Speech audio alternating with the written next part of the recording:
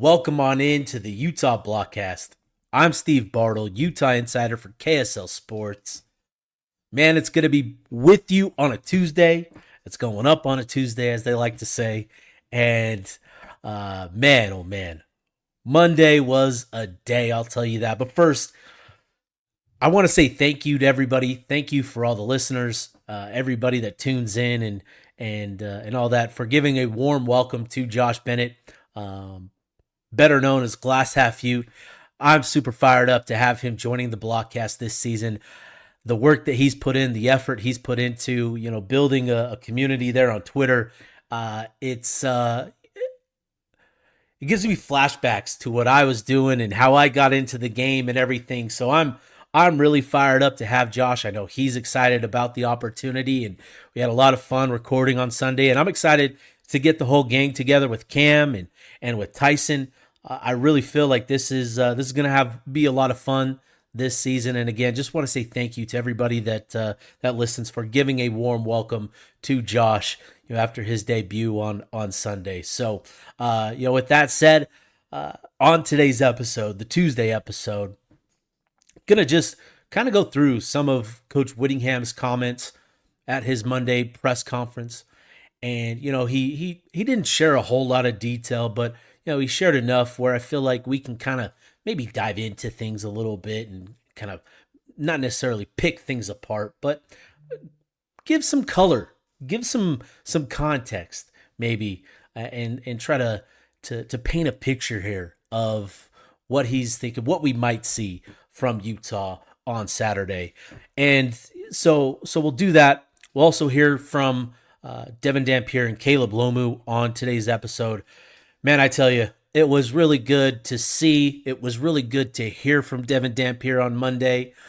It was Monday afternoon, and just had a sudden anxiety attack, a sudden panic attack with the season coming up. I think, just sort of had flashbacks to last year and some of the horror that we Utah fans went through, and it's just getting back up there for player availability and seeing Devin jogging around and seeing the smile. It's just kind of a refresher, man. Like, this season, it's a new season, it's a new vibe, and man, I'm excited to see this group, take the field and see what it's about. So, really excited about Devin Dampier and especially season, and just excited about that. So, I think this won't be a super long episode, I don't think, but we can have fun along the way anyway. So, let's dive into some of Coach Whittingham's comments that stuck out from his press conference. So, to start, I think something that he was asked about the offense and the offensive identity and what we might see and that sort of stuff, and this sort of stuck out. We know who we want to be, what the scheme entails, and he also talked about what the point of emphasis is going to be with our offense. But then he also shared it'll be an evolution. That's just how it is when you have half a new team. And so I thought that was really interesting. And what do they want to be? What does the scheme entail? And I think this is sort of where we can kind of add some color, add some context, right? So, look, under Kyle Whittingham, we know what brand of ball he wants to play, right? He wants to play a physical brand of ball. He wants to run it. He wants to embody the identity and culture that he's cultivated over the years, built around toughness and physicality, right? I think maybe, I don't want to say Utah got away from that last year in terms of how they prepared for the season, but I don't know that it was the point of emphasis that it has been this season with what we see as the strengths of this offense, being the offensive line and being the run game, right? So we know what we want to be. We know what the scheme entails. What is the scheme, right? I think, doing a lot of homework on Jason Beck's offense last year at New Mexico, really impressed with, the variance in terms of plays and the variety in of plays and all that sort of stuff. This is a spread offense, but there's also some unique elements mixed in as well. Well, they'll go. Beck will call a full house. He'll call essentially power eye football, and he'll do some things where it's Dampier under center, and it's just getting downhill as quickly as possible. So that is still an element, but it's not going to be as prevalent as it was under Andy Ludwig. This is going to be a spread option attack, and there's going to be a lot of RPO elements. And, you'll hear me say, there's a lot of easy buttons in the passing game. And that's essentially what I'm referring to is the RPO type stuff where, it's simple reads for Dampier. It's quick decisions, and it gets the ball into his playmakers, fairly easily, fairly quickly, and it allows his guys to make plays with the ball in their hands. So I think that is kind of the foundation of his offense is a spread RPO attack. But again, Beck, going back to, when he wasn't the offensive coordinator at Syracuse or Virginia, but I know talking to people connected, around those programs, that he had a really big role in constructing the offenses there. And we saw, some different things. We saw the tight end being incorporated a little bit more than what we saw at New Mexico. And I'll get to a little bit more on that. But we saw different elements. But again, it all sort of is built around the option, the read option specifically. And I think that's going to be the foundation of what this offense it is. The foundation of what this offense is the RPO. So that's going to be a drastic change from what we saw under Andy Ludwig, where it was a pro style offense where you're under center, quarterback is making determinations based on defensive coverages and sort of looks and alignments and that sort of stuff. Beck's offense is much simpler in terms of just calling the play, getting to the line, and allowing his quarterback to make some easy reads, easy decisions with the ball, and still again featuring the run game. And I think that's going to be the big thing here is this is an offense that is geared towards the run. Last year at New Mexico, they finished with a 54-46% split run pass, where they ended up running the ball 54% of the time. And, that's interesting because, New Mexico was in a lot of tight games where they probably had to throw the ball a little bit more than, what we've seen from Utah, where they're up in the second half, running the ball, eating clock. And so I'm really interested to see what the run pass ratio is going to look like this year. I think it is going to be north of 55%, but I think more importantly is what that is going to look like in non-garbage time minutes. And I think it'll be much closer to, a 50-50 split than what the end result will be, at the end of the season. So, come the end of the season, I think the run pass ratio will be north of 55% tilted towards the run. And I think that's a good thing. I think that's what you want to see. So, with that, I think it's also important, obviously with Utah, they want to feature the run. And I think they have a potential star at running back in Wayshawn Parker. And so, he's got a really great game. I love his skill set. I love his vision and decisiveness and his no-nonsense running style. I think it's a really good fit for, again, the brand and the identity that Coach Whittingham has built with toughness and physicality. And then, too, they've got a pretty good option behind him in Nakari Rogers, and there's depth even beyond that, I think. And then, another element to this is going to be, the versatility of guys at the skill positions, at the tight end, at the wide receiver positions with Nate Johnson and Hunter Andrews. There will probably be others that can help supplement some different looks, where you're getting sort of the jet sweeps that just became MIA in the Ludwig offense. And I think that's going to be, a pretty big part of what this offense will be. And then two, obviously the offensive line, they have the potential to be dominant. And I think Utah has taken the right approach with, not talking about this offensive line in the sense where they've accomplished, that just yet. The message has been that they have to go out and they have to prove it. There's been a lot of positive talk, a lot of positive evaluations from people that, evaluate prospects at the next level. And so obviously you feel really good about Fano and Lomu, but you want to see this group go out there and perform and live up to those expectations. And I think the way that they've approached it, Harding's message to the group, that has been the big priority. And I think, another element that hasn't been talked about quite a bit at all is the presence of Isaac Asiata being in that room again. When he was there a couple seasons ago, he had a really positive impact on the offensive line and how it performed. And I think having Isaac there again this season, I think is going to do wonders for this group and how they perform. And I think one guy in particular I'm really interested in terms of what his presence means is Jaron Kump.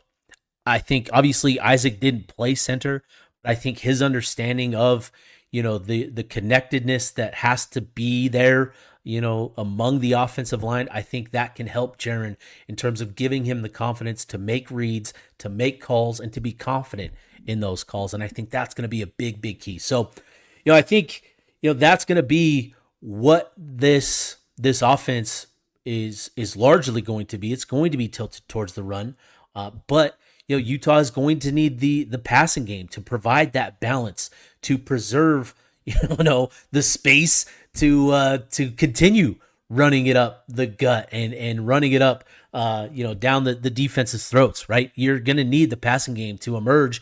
And so there has to be, evolution over the course of the season. And what that'll probably look like is different pass catchers emerging and having really good games. And I think that is a really important element, right?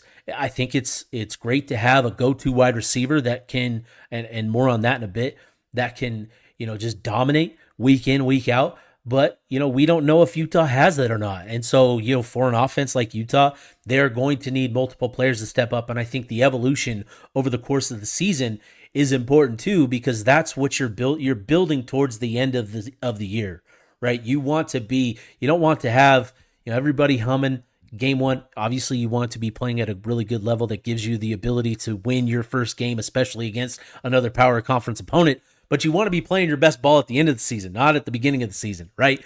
So that's going to be interesting is the evolution. And I think Utah, has potential. They have the guys that can potentially provide that sort of evolution over the span of the season. So that was interesting. Another interesting comment to me. I asked him about Tobias Merriweather specifically and, where their confidence level is with him becoming that sort of go-to receiver for them. And here's what, Whittingham, this is what he said. He said, and I quote, "Well, what we've seen in practice gives us a lot of confidence. Big catch radius, 6'5", 200 pounds, fluid, runs really well, and just has a knack for playing the contested ball." And, I think it's going to be vital for Utah to find and have a receiver emerge as a true go-to option, right? In order for Utah to reach its ceiling offensively, it's going to need a go-to receiver to be a guy that when it's 3rd and 7 and you've got to pick up, you've got to get to the sticks, you need somebody to create and take advantage of those situations. Utah needs that. They have to have that. They've had the luxury of having a player like a Devon Bailey who could do that, in 2023. They had Dalton Kincaid, Brant Keithy before that. Brant was that last year. Dorian was that last year. They're going to need, a guy like that, 2 guys, 3 guys to emerge even, but they definitely need a go-to wide receiver to emerge from this group. And I think Tobias Merriweather, just based on his traits, his qualities, again at 6'5", 200 pounds. Micah Simon said, at the beginning of fall camp that he's a 4.4 type of speed athlete. That is really, really exciting. And, he's got 24 games of experience under his belt, over 3 seasons. He's got 26 receptions for about 450 yards at an average of 17 yards per catch. And when Whittingham talked about what they needed coming out of spring ball, it was that outside vertical threat. And that is why I think Merriweather makes the most sense to emerge as that go-to receiver. Obviously, Whittingham said that we've got confidence in him based on what we've seen in practice, but he emphasized this last point is we've got to see it translate on the field on Saturday.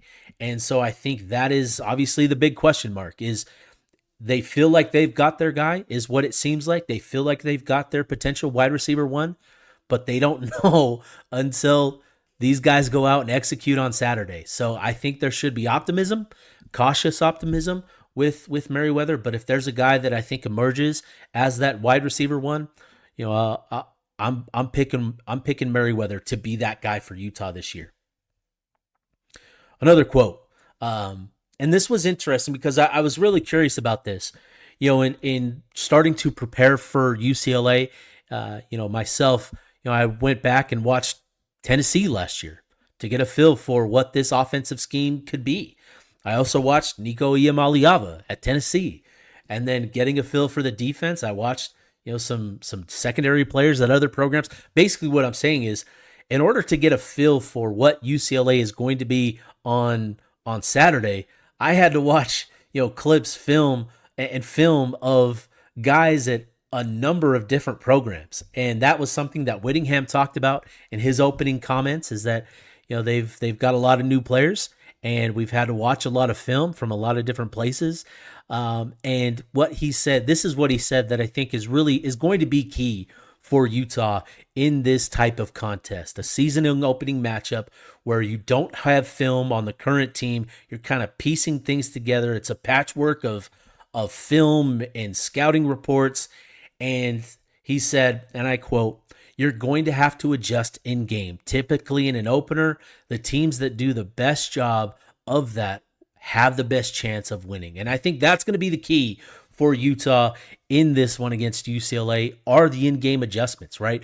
They're going to be learning on the fly of how UCLA wants to attack them, and they have to be able to counter against that. And so that's going to be a big key for Utah is not only, having a variety of things, in terms of what they feel they could see, but also they're going to need counters to what they might not be as prepared for. So, this is going to be a really interesting matchup because obviously Utah is sort of in a similar situation. The defenses, and UCLA have the same defensive coordinator. They don't have a lot of returning guys, but they do have some, and they have guys that have come up, in the program. And so you feel better about what you can prepare for defensively, or at least, what Jason Beck and the offense can prepare for in terms of scouting the defense. But Morgan Scalley is going to have his work cut out for him preparing for, this new UCLA offense.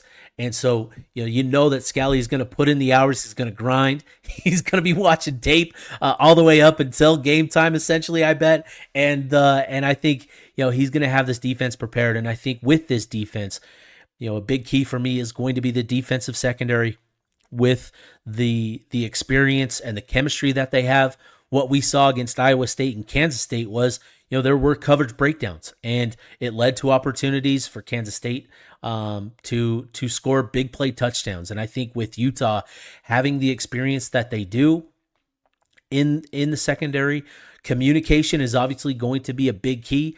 But you feel somewhat confident that this group of defensive backs, that they're going to be on the same page, that they're going to avoid, a lot of those mistakes. But Whittingham acknowledged that, look, there's still room for mistakes to happen, but we have to be prepared. And I think that's going to be a really big key. So in-game adjustments is going to be a big thing for Utah against UCLA. And then last one, Whittingham had a couple other interesting comments, but I thought this was really interesting. And, when he was asked about does he prefer playing an FCS opponent or playing a big name brand program in the season opener, he said he doesn't really care, but he had this to say. And I quote, "I don't know if college is ever a season like the NFL. That wouldn't be a bad idea in my opinion. Having a couple of preseason games that don't count on the record." And I think that is going to be really interesting because, we're seeing more and more of this college game become follow the professional model. I think, with what we've seen in the SEC in terms of how they're going to start scheduling with 9 conference games and a requirement to schedule a high level program for a non-conference game, I think you're going to see more of that across, college football. I'm curious if we get to that point where you have a couple preseason games that don't count against your schedule. If we get to a full 12 game slate of nothing but power conference football, that is what I think could be on the horizon for college football. And, especially if they adopt this preseason stuff, which is, gaining more traction. I think with the FCS, it would provide, so I think that would be the route for those preseason games, is bringing in FCS opponents and, having those be, your paid practices. You pay them $1 million to come up, take a beating, essentially. And, what we have seen in the past where that was game 1, game 2, or game 3 in the non-con, that now becomes the preseason, doesn't count against the records, and these teams can hit the season completely, I shouldn't say completely, but much more prepared to hit the ground running. That would be really, really fascinating. So, if you haven't watched the Kyle Whittingham press conference, go back, watch it. Whitt is always good for, a couple of really interesting comments. And I think obviously he's being a little coy with, details about his team and his offense. I think we're going to learn a lot about Utah against UCLA. Now, again, sort of transitioning here. Man, it was really good to see Devin Dampier up at practice on Monday. I just want to say that again. It was really good to see him again. Walked into the field house, and first player I saw was Devin Dampier jogging around, laughing, having a good time. Man, he looked great, looked really great. And so here he is, talking to the media. Had a lot of really good things to share. It's game week. I'm feeling great. Just both sides. We kind of came together just as a team, and just to know that the defense, offense, special team, we're all one now. We've been going against each other for a lot of months now, so to finally be on that field together means a lot. How prepared do you feel to, take that next step in your game? Yeah, I feel very prepared, especially just coming here. Obviously, being around a better defense, and the way we go about things. I feel the progression of myself personally. Watching film, what's kind of a hallmark of UCLA's defense? Yeah, just a lot of coverage right now. Obviously, we don't fully know what they're going to come out with, but that's why we have adjustments. That's why we got coaches. Whatever they come out with, we're going to be able to answer right back. Utah's obviously experienced in the Rose Bowl, but you've never played there. Like, what's that experience going to be like for you? Yeah, you always hear about the Rose Bowl, so it's going to be awesome to finally be in there. And I wouldn't go in there with any other team. So. What excites you about matching up against an opponent like a UCLA versus like an FCS in a week 1? Yeah, just different conference. You always want to fight for your conference. Let them know that Big 12 we do it the best here. So just big conference kind of game going into it. And then just for you to transfer to be here to make Utah your home and own this role. How are you feeling, and does it just feel like time has flown by, or have you really kind of taken each step and you're ready for what's ahead? Yeah, I've tried to, I always say just live where your feet are. So obviously up to this point, I've made sure I've built the bonds with my teammates, and I feel really comfortable going into this week, honestly. I know I'm going to play for them, and I know they're going to play for me. So. Devin, what are you hoping to showcase just in week 1? Obviously, like you said, it's about getting some of the kinks out of the offense, but just to be your first time, showcasing the offense and yourself to the Utah fans. What are you hoping to put on the field? Yeah, Utah can score the ball. That's my only thing going into this game is Utah obviously always had the defense, but this is another year where Utah is going to be able to score the ball as well. Would be curious. Was that it? Would be curious your thoughts on one of the receivers that came in this summer, Tobias Merriweather. Just what sort of element does he add to the offense? Yeah, Tobias is a dog. He's an all-around kind of receiver. I feel like he goes out there and he runs any route, and I believe he's going to win. So just to have that as a quarterback, it makes it a lot more comfortable being back there. I have one more question about your run game. Coach Whitt today said that it's about 50-50 of actual drawn-up plays for you to run that ball and then decisions for you. So just take me through how confident you feel in the pocket, what you see in that space, and then also just how much fun it is for you knowing that they have confidence in you to kind of just take off. Yeah, the run game is something that came natural to me just growing up. So I'm never afraid to, pull that ball down and let's go get some yards. So I always tell everyone, I play to win games. So if using my legs is what happens to do that, then, I'm always going to take what's going to win us the game. Sweet. Thanks, Devin. Thank you. Feeling about this week.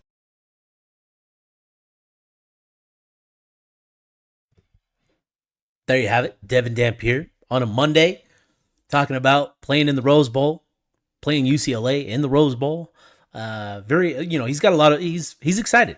You could feel that excitement, and he's looking forward to it.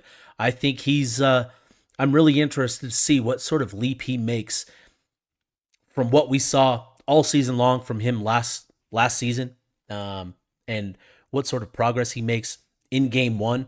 Really, really fascinated to see his development and what sort of steps he takes in his development. Obviously, improving as a passer, improving his accuracy is going to be a key. And I think improving just his overall production in the passing game. I think he has the sort of skill position guys to make progress and to make plays that he needs to. And, you heard that last question, right? His ability to run both in designed run plays, but also when things break down. That's going to be such a big weapon for Utah this year, having that sort of presence in the backfield, to create when things break down. We saw how much things broke down last year, and that inability to create really hurt this offense. And so Devin Dampier, it's going to be important for him to improve his decision making and be more decisive in those moments. But there should be a lot of confidence and optimism in his athleticism, in his ability to create, plays and to sustain drives. I think that is, when you talk about a quarterback, that was the biggest thing that I came away in terms of watching him. What I grew to appreciate is when he's leading he's sustaining drives. It doesn't matter how it gets done. He sustained drives. And you look at some of the numbers from New Mexico last year, they were one of the most efficient offenses. Obviously, they scored a lot of points, averaged a lot of points. The defense gave up a lot more points, but that offense just sustained drives. And I think that is going to be really key, getting into scoring position for Utah much more frequently. It's going to be a great thing for everybody, for all involved. And so I'm really excited to see what Dampier in this offense look like on Saturday. And, a big key to this offense is left tackle Caleb Lomu. We heard from him on Monday as well. And I'm really excited for Caleb. He's been a guy that, he obviously Spencer Fano is the headline guy because of what he's done over the last 2 seasons. Caleb Lomu starting to generate more of that buzz. Dane Brugler of The Athletic recently had him as the number 15 prospect currently in the 2026 NFL draft. That says a lot of what Caleb did his first year as a starter. But there's a lot of room for growth and a lot of room for improvement with his game and his development. He can grow technically. He can clean up his footwork. He can clean up just sort of his execution in terms of the general scheme and blocking assignments. He can improve in a number of ways where he can take that next step. And obviously a big thing for him is going to be the physicality, going to be improving in the run game, a la Spencer Fano and what he did in year 2. But anyways, let's get to Caleb Lomu and what he had to say on Monday. Started just yesterday, and now we're already here in week 1, game week, so it's definitely an awesome feeling to be able to finally take out all of that we've learned and been working for on another team other than our own defense, so I'm excited. I was going to say, how much more fun is it to finally hit someone that isn't your guys, Yeah, that's a great feeling. It's awesome going against our defense that we had just because they're so good and prepared for any team that we're going against, but this is going to be awesome to finally play against someone else. How prepared do you feel to take that next step in your game? I feel super prepared.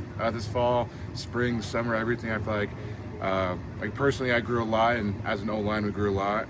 O-line's not just one guy; it's all 5 of us. So, all 5 of us working together, not just the 5, but the entire O-line room working together, getting better as an O unit. So, just having the confidence of the guys I'm playing next to, knowing that they'll be there if I need them, it makes me feel a lot more confident. Caleb, week 1's always about getting the offensive line to gel and being consistent. I mean, how do you feel like you guys are right now, and How do you think that experience will go? Like I was just saying, where the O-line's back together.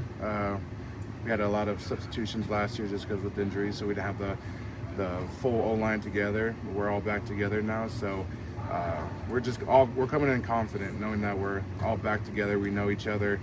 We've all played multiple games next to each other, so just the confidence of the O-line, the whole room, knowing that if someone goes down, the next person, we're not worried about the next person because we know that they'll come in and do just as good of a job. So as a O-line unit, we're all very prepared. What about matching up with UCLA? I mean, what a week one matchup, to take that as your first game. Yeah, it would be awesome. It's an old Pac-12 opponent, so it would be fun to go against a regular team. We played them 2 years ago, so it's really just any team week one. It's going to be awesome. Do you have any early impressions on the UCLA defensive line? Never underestimate any team, so we just watch film. Week one's always kind of weird because you have to watch film from last season, so it's any of transfers and all that, so it's a little bit difficult, but just taking what we're watching from last year and all the tape that we have, and One more. The last 2 weeks, this team has seemed remarkably calm for one that had all these new moving parts back in the springtime. Is that a testament to how prepared you guys are? Yeah, we had all spring with the new offense, so all fall camp, so we're coming in very prepared. We feel very comfortable as a O unit. Just it's kind of weird getting a whole new offense and getting a whole new playbook and all that, so it takes a little time to get used to, but just throughout spring and fall and all the summer, we've gone very close together as a team. It feels like a very close team. We all trust each other and know that we can go out there and play. All right. That was Caleb. Good to hear from him. And, again, I think he hit on an interesting point there. Again, just sort of talking about the preparation, getting ready for UCLA and what that process has been like. They've had to watch film, from last year's UCLA squad to get a feel for, the defensive scheme and what that will look like. But then also watching film from other schools on certain players that have transferred in and what that could potentially look like to get a feel for the individual matchup. So, this is going to be really fascinating. I think what we saw in week 0 with Iowa State, Kansas State is, there's the chemistry is not a given for week 1 for your season opener. But I think with the experience that this unit has and what it has together, I think, this group has to perform at a really clean level. They have to execute what they're doing and have that sort of chemistry from the jump. They have to, perform at a really good level. And I think if they do that, they'll set the tone for Utah in this matchup. So that'll do it for me. I'll be back at it tomorrow, Wednesday. And then we're going live Wednesday night. That's going to be fun. So really excited. Appreciate everybody for tuning in. We'll be back at it tomorrow.